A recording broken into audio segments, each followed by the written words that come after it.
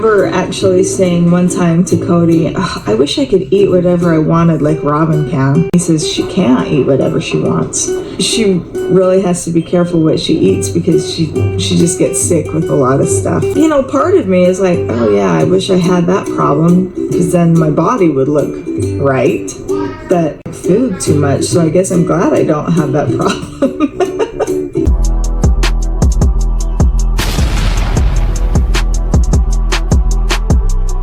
Hi guys, welcome back to my channel. And do you remember at the very end of last season's tell-all when Meri Brown talked about this conversation she'd had with Kody? She said, "I recently had this conversation with Kody, and he was talking about all these things." When I first saw that clip, my reaction was, wait, when would Meri have been alone with Kody? When did they ever see each other? It just didn't add up. But then it clicked for me. I think Meri was actually talking about a conversation from this season. What she told Suki during that tell-all wasn't about some random private meeting we didn't see, it was setting up the scene we're about to watch now. Because honestly, when else would they have had that kind of talk? It's not like the two of them are out spending time together or having deep conversations off camera. You know what I mean? So when she dropped that line, it was really a preview of what we'll see play out on the show this season. Check out this clip. I had a conversation a couple of weeks ago. Okay. And he said to me, I'm still grieving the loss of our marriage. I'm grieving. And I said, Kody, you don't get to tell me that. And he said, yes, I do.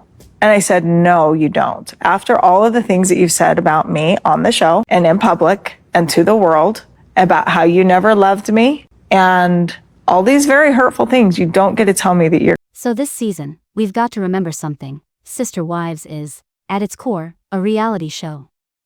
And like most reality TV, it's not 100% real.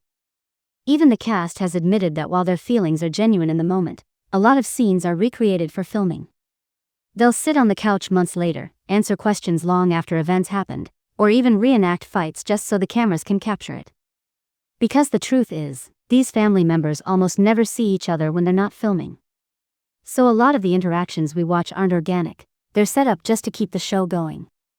It makes you realize they function more like a TV cast than a family. And here's another point. Kody lives in Arizona while Meri is in Parowan, Utah. That's several hours apart. She's in southern Utah, he's up north in Arizona. I think Meri once said it's about a 4-hour drive. So it's not like the two of them are casually getting together off camera to talk. That's why the conversation we're about to see is so significant. In the trailer this season, Kody insists, no, we're not getting back together.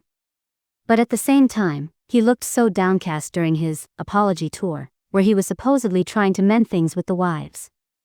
And Meri's response was basically, what are you even saying? Do you all remember that? I wanted to apologize with all my heart. I said I didn't love you. That wasn't true. Is there any part of you that would ever go back to Kody? I'm not trying to make us back together in any way, Meri. We are never, ever, ever getting back together. When Kody and Meri finally broke up, there was that dramatic scene where he dropped her off and started crying, saying, "It's the end of an era, Meri. I'm just so sad." But honestly, it didn't feel like he was grieving their relationship. It felt more like he was crying over the financial loss. Because let's be real, Meri had been financially tied to the family for a long time. I remember Robyn once admitting that the first two wives to break away financially were Christine and Janelle. She said that up until fairly recently, all the money was pooled together. But Christine and Janelle pushed for change. They didn't want their income mixed into one big family account anymore. That tells me they must have renegotiated their contracts with TLC so they'd get paid separately. Both of them went on to form LLCs so their show checks went directly to them. Christine's was called Just Christine, and Janelle set one up too. Eventually, Meri followed suit. Once the wives started leaving, the money had to be divided differently. Just to throw out an example, let's say the family was earning $45,000 per episode. Before, that entire amount funneled straight to Kody and Robyn. But after the split, it got divided 5 ways, with only 2 shares still going to Kody and Robyn. That means instead of pulling in the full $45,000 per episode, they were suddenly only getting about $18,000.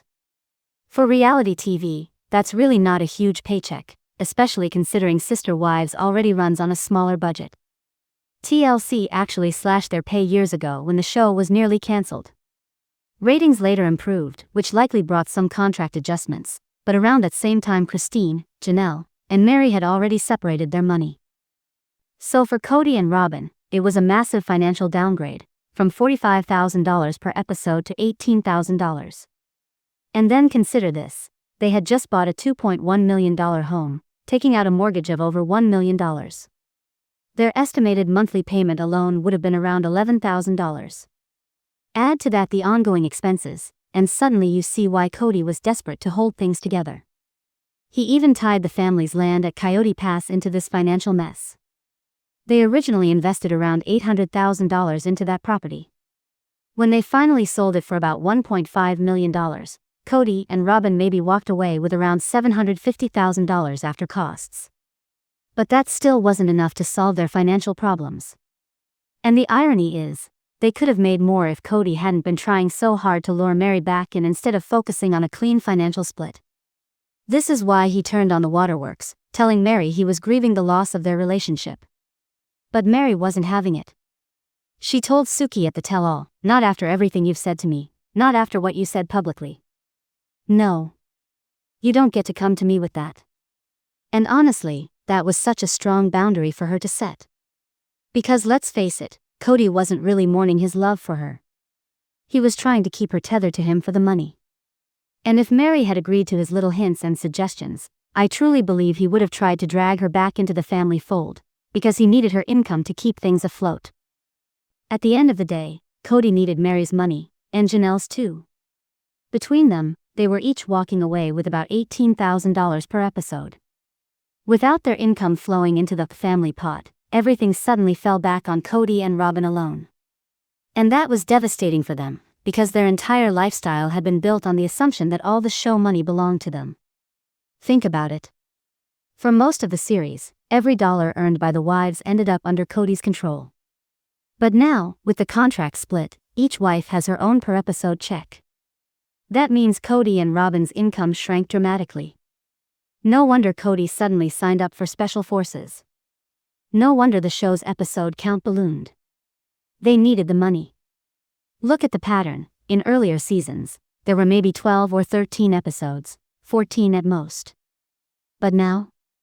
Last season ran more than 20 episodes plus 4 tell-alls, totaling about 25. The season before that had nearly the same count. They've basically doubled the workload just so Kody and Robyn can make what they used to. They even added look-back episodes and talkbacks just to stretch the season further. And let's be real, that's all about squeezing out extra checks. Robyn, who used to barely film, was suddenly front and center last season. For once, she actually had to work, because now their income depends on both of them putting in the hours. Kody, of course, acts like he's still in control, but really he's scrambling to make ends meet. And that brings us back to Meri, because here's the rest of what she told Suki. You figure that out on yourself. This is an example of me giving it back to him to carry. He doesn't get to burden me down with his grief of our relationship after all of the things that he said. If I'm not saying he can't grieve, he just can't bring it to me. This is the confusion. This is the confusion that I talk about. Like mixed signals that you've gotten throughout your whole marriage. Yeah. So this so-called apology tour is really nothing new. It's exactly what Kody has been doing privately with Meri and Janelle for years. What we're going to see play out on the show is just the same old behavior, but now in front of cameras. With Meri, we've watched him string her along season after season.